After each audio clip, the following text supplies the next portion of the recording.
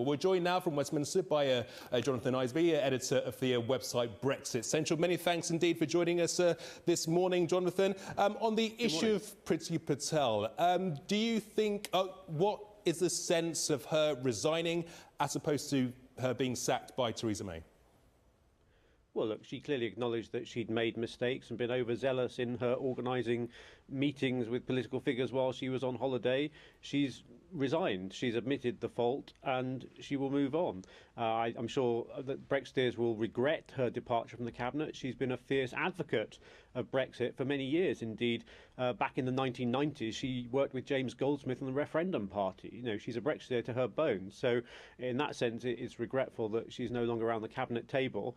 And obviously, we now await the decision from the Prime Minister as to who she will appoint in her place. And I think there's a sense from a lot of the figures that you've been talking to on Sky News during today that that delicate balance around the cabinet table on the Brexit issue needs to be kept. And I think there will need to be a Brexiteer brought into that position. Indeed, some circles within Conservative ranks are saying that Alistair Burt, he's been a very good deputy to Priti Patel. He's done a good job. He was indeed in Israel over the summer on an official visit, but at the same time, he's an arch Remainer. Yes, because Alistair Burt was on the Brexit Select Committee before the general election, where he was, I think, one of only two Remain backing Tories on that committee prior to the election, and then he was brought into government, which I think some in the Brexit movement saw as a sense of kind of reining him in, because he on the backbenches may have been potentially in more of a position to cause difficulties for the government on the Brexit issue, as someone who was, as you say, an arch Remainer. We'll find out in the next hour who does get that job. Two high-profile cabinet resignations in the space of a week. Brexit negotiations are once again about to begin. This whole issue of the divorce bill is inevitably going to pop up. It doesn't bode well for negotiations over the coming days.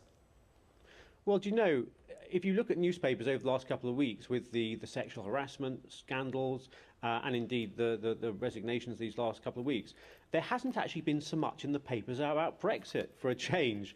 And I dare say that some of your viewers may even have found that a bit of a breath of fresh air, because it has been the only topic in town for pretty much the whole year. Look, Brexit is happening. I think next week marks 500 days until the day we leave the European Union in March 2019, and the government is getting on with preparing for it. We've got the EU withdrawal bill coming up before the House of Commons next week, and the talks, as you've been reporting, are going on today and tomorrow in Brussels. People say they haven't made as much progress as they would have liked. Well, at this juncture, I think there was always going to be intransigence, particularly from the European Union side, in terms of making progress.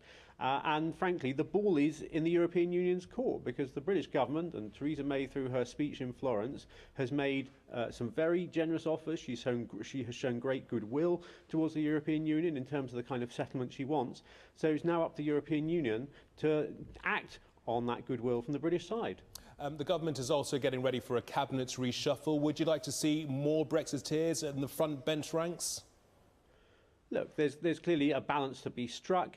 As I say, in terms of Priti Patel leaving the cabinet, I think there will need to be a Brexiteer brought in. Kind of this time last week, I had been tipping Penny Mordaunt to take over from the departing Defence Secretary. Again, her name is being mentioned in connection with the international development job. I think she would actually be a great fit for that role, actually. Yes, she's a Brexiteer, but also she has a background where she has done some work in that area before and has been a very competent minister in a number of different departments. How important is it that we get closer to the end points where these talks that are about to start? Because we are in danger of knocking about months coming, and then we find ourselves in March next year and nothing has been resolved. I don't think you're going to get a great deal of supposed progress over the next 24 hours. The key moment, I think, is going to be the European Council meeting, which is happening over the 14th and 15th of December, where the national leaders will get together and decide whether to agree to progress the talks to trade, which frankly they should. I mean, Theresa May showed great goodwill at the very beginning of this process by saying to Europe, yes, we accept your timetable, we'll talk about divorce issues first, then we'll move on to talking about trade. But frankly, these things are all interlinked, they're all intertwined.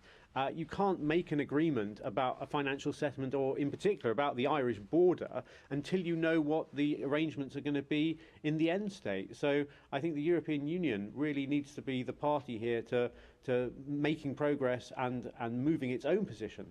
Jonathan, many thanks indeed.